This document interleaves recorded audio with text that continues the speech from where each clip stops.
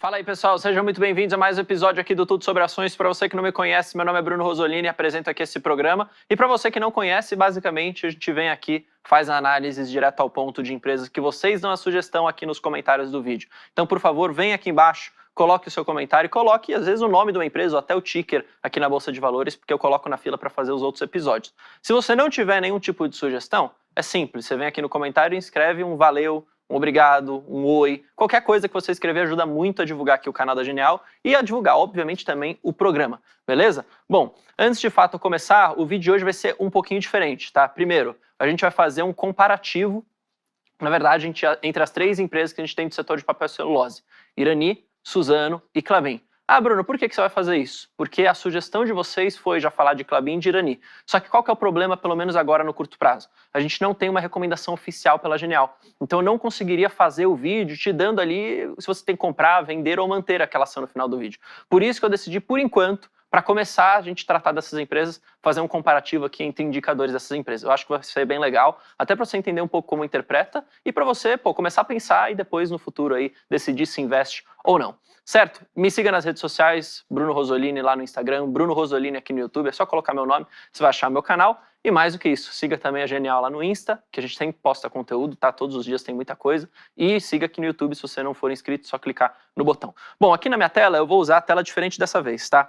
Como eu coloquei para vocês, a gente tem o logo das três empresas aqui, então Klabin, Irani e Suzano. Temos já a cobertura oficial de Suzano, eu já fiz um vídeo aqui. Klabin e Irani, por enquanto, não. Mas, aqui já um parênteses, gosto muito de Klabin, tá? Pessoalmente, na minha carteira, tá? Tenho posições em Klabin. Entendo que no curto prazo não seja uma empresa que tenha muito trigger para alta, e não é isso que eu estou muito querendo ver mesmo. Eu tenho o Klabin com uma perspectiva de mais longo prazo, para não só acumular as ações, ter uma valorização de capital lá na frente, mas também receber os dividendos, que na minha opinião devem vir aí ao longo de bastante tempo. E aqui a gente está falando de anos, tá? No Tudo Sobre Ações eu sempre tento te trazer um pouco dessa visão de mais longo prazo. Não é para fazer trade, não é para fazer swing trade. É para pensar realmente em acumular boas empresas e se tornando sócio de bons negócios, beleza? Mas, de novo, a gente não tem a recomendação oficial aqui, então não saia comprando Klabin, pelo contrário. Analise por conta própria e espere que a gente lance aqui no Genial Analisa. Bom, o que eu quero fazer com vocês? Aqui eu montei uma tabelinha, pegando os últimos 12 meses da data que eu estou gravando esse vídeo, uns principais indicadores que a gente poderia olhar para essas três empresas. Dois indicadores, são esses relacionados a valuations, os dois primeiros, EV/EBITDA e preço sobre valor patrimonial. Margem EBITDA, para dar uma ideia para a gente um pouco de quão bem operacionalmente, a gente pode colocar assim, é essa empresa. Lembrando, quanto maior essas margens, mais interessante seria. Alavancagem, para a gente entender um pouco da questão de endividamento, né? A gente, vivendo um momento de juros muito altos, mundo afora, no Brasil também, e uma perspectiva, às vezes, não de baixar os juros, mas manter ele alto por mais tempo, até, às vezes, aumentar, né, de acordo com o economista que você pega fazendo as projeções, isso aqui é um ponto de atenção nas empresas. Lembrando, empresas mais alavancadas são empresas mais arriscadas. E o ROIC é para a gente ver como que aquela empresa rentabiliza o capital investido, seja capital de terceiro, seja o capital próprio, tá? A gente vai passar um pouco por isso, entendendo os números a números aqui, e meio que comparando as três empresas. Mas lembrando, tá? Já colocando aqui até um disclaimer, a análise não é só isso. Você não pode simplesmente olhar para os indicadores e sair comprando as empresas. Não, isso daqui é uma das partes da análise, é um dos pilares. Você tem que olhar para mais outras coisas, uma análise de setor, uma análise de vantagens comparativas, vantagens competitivas. É muita coisa que você precisa olhar para decidir comprar, não somente isso daqui. Mas aqui, pelo menos, é um ponto de atenção inicial. Bom, EV/EBITDA, como que você interpreta isso? Aqui é um indicador de valuation. Ah, Bruno, por que você não está usando PL? Para empresas ligadas a commodities, não é muito interessante usar o PL, tá? Então a gente acaba usando o EV/EBITDA e até o preço sobre valor patrimonial um pouco mais para analisar esse tipo de empresa. Lembra que eu sempre falei para vocês, em quase todos os vídeos, o EBITDA aqui é como se fosse uma proxy da geração de caixa. Ah, Bruno, o que é proxy? Uma comparação, uma aproximação, colocar dessa maneira, tá? Não é exatamente igual, só que quando você olha para o EBITDA, você meio que consegue inferir se aquela empresa está gerando caixa ou não, se ela está consumindo caixa, se a geração é boa ou não. Óbvio que não vai ser o mesmo número, mas é só, um ponto inicial para você entender isso daqui. E o EV é basicamente o valor da empresa. Então, como que você interpreta esse indicador? Quantas vezes você necessitaria da geração de caixa da empresa para comprar ela, basicamente, tá? Para você chegar no valor da empresa como um todo. Ou seja, quanto menor, mais atrativo estaria aquela empresa, né? Mais barato, mais ali para chegar na hora você fala, opa, esse indicador está pequeno, significa que eu demoraria menos tempo, de certa maneira, tá? Então, de novo, olhando para os indicadores entre as três empresas, o que a gente vê aqui? Suzano, pelo menos nos últimos 12 meses, é uma empresa que apresenta o menor nível de EV/EBITDA. Ou seja, em termos de valuation, olhando só para isso daqui, seria mais atrativa. A Klabin seria mais cara. Mas lembra, também aqui um outro disclaimer. Ah, Bruno, quer dizer então que é só eu chegar, abrir o meu Google, criar um Excel e filtrar pelo menor EV/EBITDA e sair comprando as empresas? Obviamente não.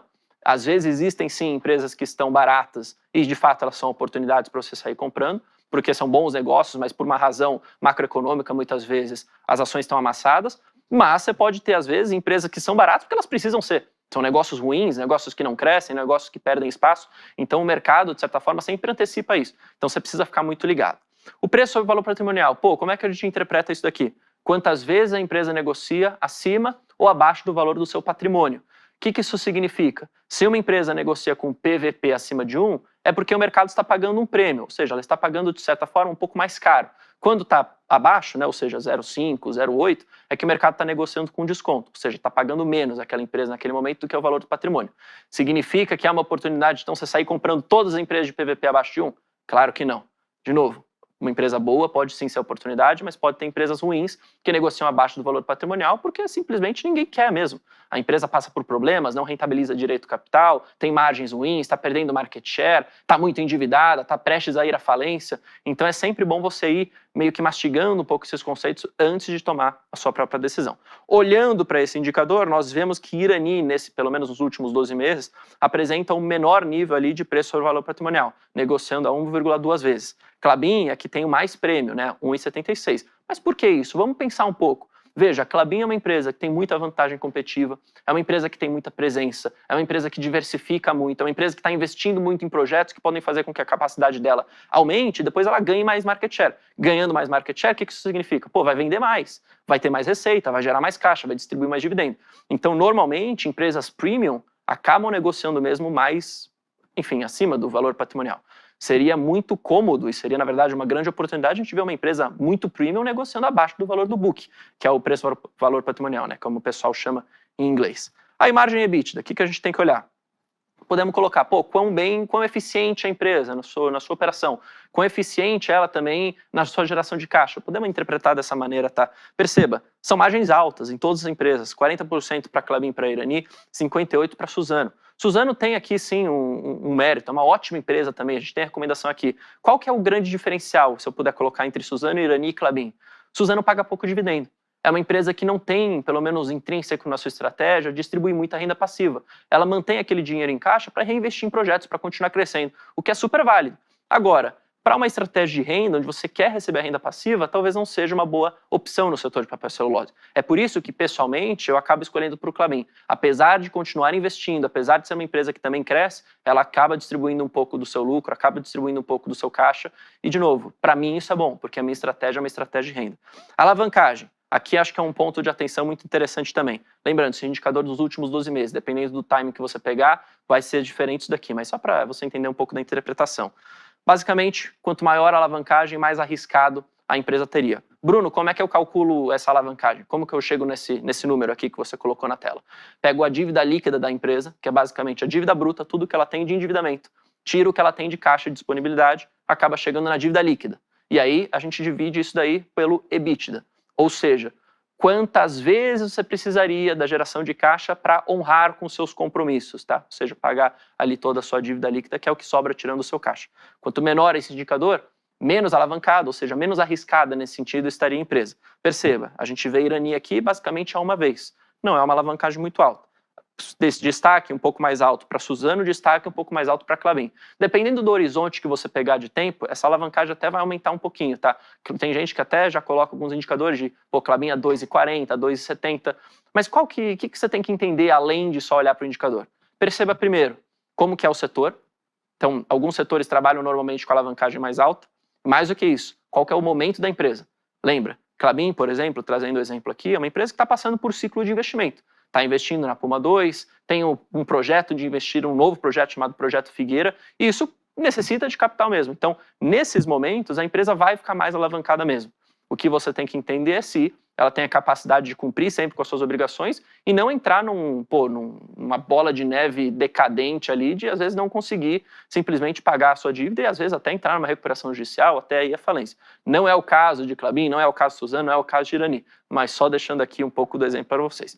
E o ROIC é como que ela rentabiliza, na verdade, aquele capital investido nos seus projetos. De novo, aqui é os últimos 12 meses, dependendo do horizonte, isso aqui é até maior. Historicamente, Klabin tem um ROIC aí, na casa dos 19%, é muito bom, inclusive, tá? Então, de novo, são empresas que crescem, rentabilizam bem o capital, seja de terceiros, seja de acionistas. Apesar de serem um pouco alavancadas, não são empresas que estão totalmente arriscadas, assim, à beira de ir para uma recuperação judicial, à beira de ir para uma falência.